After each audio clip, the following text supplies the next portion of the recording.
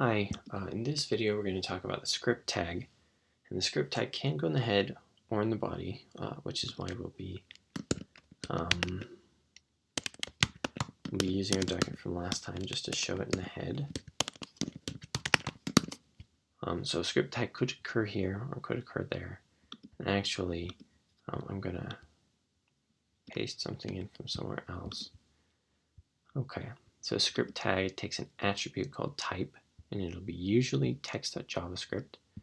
We can also use JSON as a type, and JSON, what that will do is it's usually an object representation, so it's related to JavaScript and it's used a lot by JavaScript, but it's mostly just information.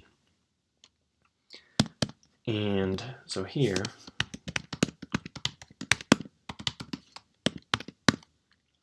we can put JavaScript. So this is just a very simple JavaScript, a line of JavaScript here that makes a bubble column appear. It says here.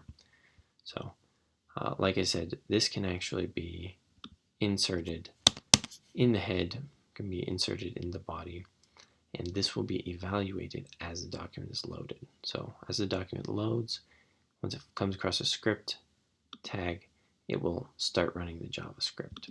So we'll go over JavaScript in some JavaScript-centered videos later, but this is just something to be aware of. You will see in a lot of documents script tags in the head and also in the body.